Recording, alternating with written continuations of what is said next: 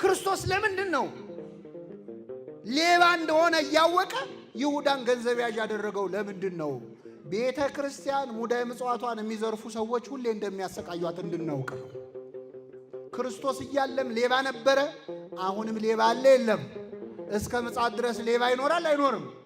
እኔም ሰይጣን ሆን ብሎ ከስጋው ደሙ ሊያርቅ ሲፈልግ የካህን ክፉ ወሬ ነው የሚያሰማ።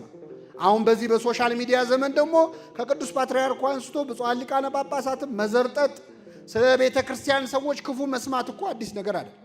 የኔ አይነቱ ሰባኪ ይነሳና ከቅዱስነታቸው ጀምሮ ጳጳሳቱን አባቶችን የቆሰለው ሰውዬ ኃጢአተኛው ካህን ነው።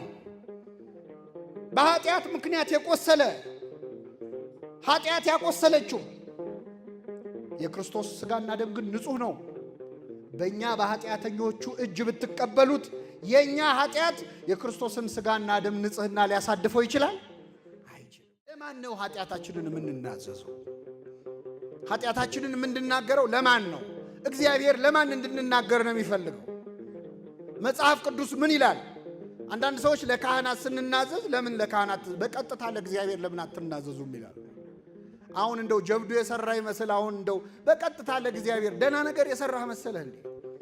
እንደው ሲሆን ለሰው ይደረግልኝ ነበር መባል ያለበት አይደል? እንደ ኃጢአተኛ ኧረ ይቅርብን፣ እሱ ፊት እንዴት እንቆማለን? ባይሆን እንደኛው ለሚበድሉ ለካህናት እንናገር እንጂ ነበር ወጉ። ግን አንዳንድ ሰው ለምን ለካህናት እንናገራለን? የካህን ክፉ ነገር ጥሩ ካህን ቢኖር ዝናው አይሰማም። ክፉ ካህን ካለ ግን ዓለምን ያዳርሳል። እነዚህ የሉቃስ ወንጌል ምዕራፍ 1 ላይ ዘካርያስ ቤተ መቅደስ ውስጥ እያጠነ እያለ የማይጠንት ሰሞነኛ ሆኖ እያጠነ እያለ ሊቀ መላእክት ቅዱስ ገብርኤል ከመሰዊያው በስተቀኝ ተገለጠለት ይላል። ሚስት ኤልሳቤጥ ትወልዳለች አለው። እንዴት ይሆናል አለ፣ ተጠራጠረ። ይሄ እስከሚፈጸም ድረስ ዲዳ ትሆናለህ አለው። ምን ትሆናለህ? ከዚያስ ዘካርያስ ከቤተ መቅደስ ዲዳ ሆኖ ወጣ። ሕዝቡም ይላል፣ በጣም የሚገርም ጥቅስ ልነግራችሁ ነው። ሕዝቡም ዲዳ ሆኖ ሲወጣ ራእይ እንዳየ አስተዋሉ ይላል። ምን እንዳየ አስተዋሉ?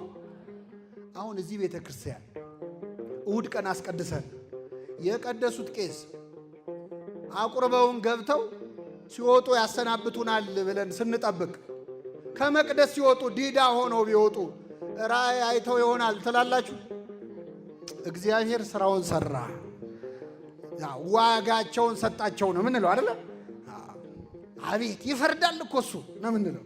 እንደው ጥሩ ካህን ቢሆኑ እንኳን እንዴት እንዲሆኑ አንልም።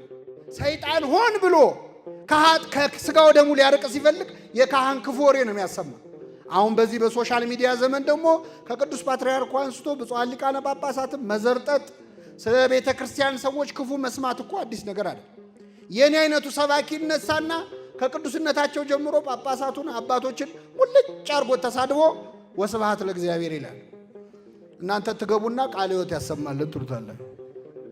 በጣም ያሳዝን እና መቼስ ካህን ሆኖ የገንዘብ ፍቅር ያለበት ሊኖር ይችላል አይችልም? ይችላል። ከመጀመሪያዎቹ ካህናት ከ12 ሐዋርያት መካከል ጌታውን አሳልፎ የሸጠው ይሁዳ ምን ስለሚወድ ነበረ? ገንዘብ ስለሚወድ፣ ሌባ ስለነበረ ነው ይላል ዮሐንስ ወንጌል።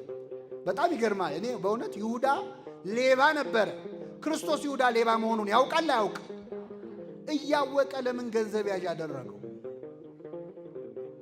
እስቲ ልንገራቸው። አሁን እኛ ብንሆን ዘበኛ ስንቀጥር ሌባ እንደሆነ የምናውቀውን ሰው ዘበኛ አድርገን እንቀጥራለን?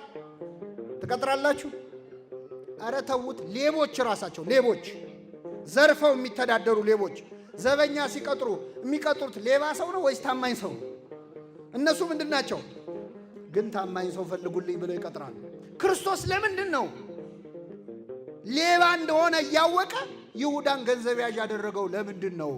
ቤተ ክርስቲያን ሙዳየ ምጽዋቷን የሚዘርፉ ሰዎች ሁሌ እንደሚያሰቃዩት እንድናውቅ ነው። ክርስቶስ እያለም ሌባ ነበረ፣ አሁንም ሌባ አለ የለም? እስከ ምጽአት ድረስ ሌባ ይኖራል አይኖርም? እኔም እያለው ሌባ ነበረ እንዳደነግጡ ለማለት ነው። ሌባ አየን ብላችሁ እንዳትበረግጉ ነው። እና እኚህ ካህን በጣም ፍቅረ ነዋይ ያጠቃቸው ነበር። ባለጸጋ ሰው መጥቶ ንስሐ አባቱ ነኝ ሲላቸው ደስ አላቸው። እሺ አሉ። የንስሐ አባቱ ሆኑት። ከሆኑ በኋላ ይገርማቸዋል። ሳምንት አልቆዩም። መጡና ፈልግሃለሁ አሉት። ይህም ባለጸጋ ሰው ምን ነው ምን ፈለጉ አላቸው። እንደምታውቀው አሉት የእርሻ መሬት አለኝ፣ እኔ ካህን ነኝ፣ ቀድሳለሁ፣ ደክሞኝ ነው የምወጣው ከቤተ ክርስቲያን። ከዛ በኋላ ለማረስ ጉልበት የለኝም።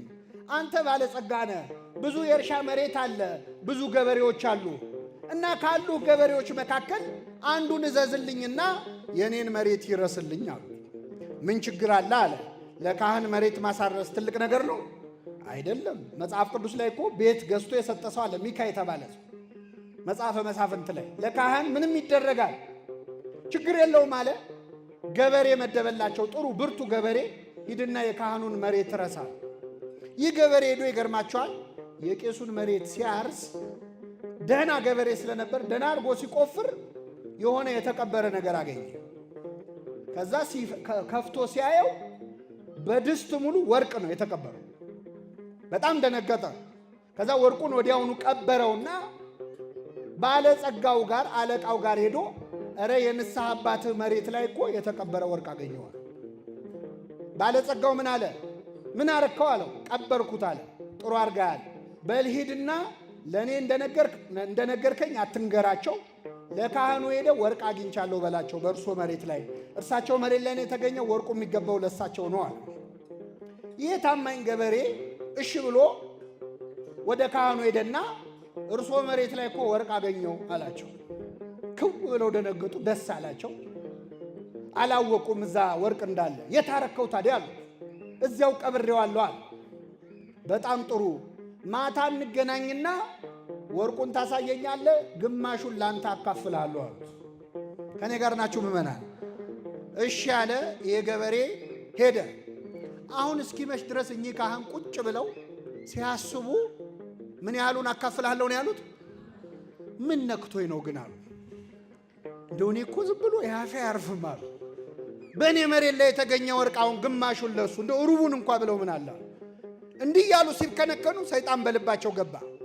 በቃ ይህን ሰውዬ ገለዋለሁ ብለው ወሰኑ። ከዛ ሄደ መጣ። በሰዓቱ ቦታው ላይ ወሰዳቸው።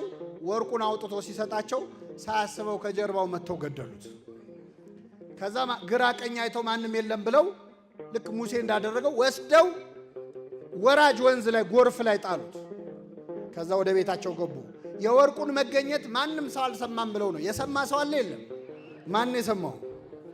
ባለጸጋው ሰውዬ ቢጠብቅ ያ ገበሬ አይመጣም። ከዛ በማግስቱ ጠዋት ሄዶ እዛ እርሻ ቦታ ላይ ሲፈልገው የደም ምልክት አየ። በጣም አዘነ። እኚህ ሰው ይህንን ገበሬ ገለውታል ማለት ነው አለ። እሳቸውን እግዚአብሔር ይፍረድባቸው። እኔ ግን አለ ከዛሬ ጀምሮ ቤተ ክርስቲያንም አልሄድም፣ መስቀልም አልሳለም፣ ስጋው ደግሞ ምንም አልቀበልም አለ። እንደዚህ አይነት ንግግር ሰምታችሁ አታውቁም? ታውቃላችሁ አታውቁም? እኔ እንደው ሞታለሁ እንጂ የአባገሌን መስቀል አልሳለም የሚሉ ሰዎች። መስቀሉ የማን ነው? የክርስቶስ ነው። የክርስቶስ መስቀል አይደለም ኃጢአተኛ ካህን ዲያብሎስ ቢይዘው ራሱ ይረክሳል። ችሎ አይዘውም እንጂ አይረክስም። እና የሰውዬ ከቤተ ክርስቲያን ቀረ ካህኑ እንዲያረገ ብሎ። በኋላ ቅን ሰው ስለነበር እግዚአብሔር ህልም አሳየው። ምንድን ያሳየው? ሌሊት ተኝቶ በህልሙ እልም ባለ ጭው ባለ በረሃ ላይ ብቻውን ሲሄድ ያያል። አሸዋ ነው። ከላይ ፀሐይ ይመታዋል፣ ከታች አሸዋው ግሏል፣ እግሩን ያቃጥለዋል፣ ባዶ እግሩን ነው። ውሃ ጥም ጉሮሮውን ያሰቃየዋል፣ ደርቋል ጉሮሮ። እና እየተሰቃየ እያለ የፏፏቴ ድምፅ ሰማ። ኮለል ብሎ የሚፈስ ውሃ ሰማ። አስቡት፣ ጠምቷችሁ የውሃ ድምፅ ስትሰሙ። ስለዚህ የውሃውን ድምፅ ተከትሎ ሲሄድ እውነትም ንጹሕ ውሃ ኮለል ብሎ እየፈሰሰ ነው። እጁን ሰዶ ሊጠጣ ሲል ግን ውሃው ራቀው፣ አይደርስበትም። ሞከረ፣ ተሳበ፣ አልቻለም።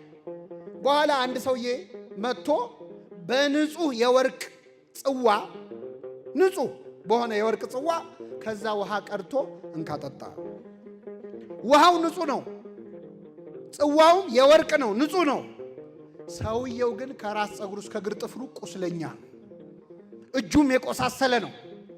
የሚያስፈራ ቁስል አለበት። ግን ውሃው ንጹሕ ነው። የሰውየውን ቁስል አየ፣ ተጸየፈ። ግን ውሃው ጠምቶታል። አይ ሰውየው ቢቆስልም ውሃው ንጹሕ ነው፣ ምን ቸገረኝ ብሎ ያንን ጽዋ ሊጠጣ አፉን ሲከፍት ከእንቅልፉ ነቃ። ያ ንጹህ ውሃ የተባለ የሕይወት ውሃ እኔ ነኝ ያለ የክርስቶስ ሥጋና ደም ነው። የቆሰለው ሰውዬ ኃጢአተኛው ካህን ነው። በኃጢአት ምክንያት የቆሰለ ኃጢአት ያቆሰለችው የክርስቶስ ሥጋና ደም ግን ንጹህ ነው። በእኛ በኃጢአተኞቹ እጅ ብትቀበሉት የእኛ ኃጢአት የክርስቶስን ሥጋና ደም ንጽህና ሊያሳድፈው ይችላል? አይችልም። ይህ ሰውዬ የትምህርት ሆኖት ከዛ በኋላ ወደ ቤተ ክርስቲያን ተመለሰ። ሁላችንን ይመልሰን። ሰይጣን ከንስሐ ሊያርቅ ሲፈልግ ከካህን ያጣላል። በሚመጣው ዓመት የሚያብድ ሰው ዘንድሮ ሱሪውን ዝቅ ዝቅ ያደርጋል ይባላል። ከንስሐ የሚርቅ ሰው ዘንድሮ ካህን መሳደብ ይጀምራል። መስቀል መሳለም ያስጣላዋል።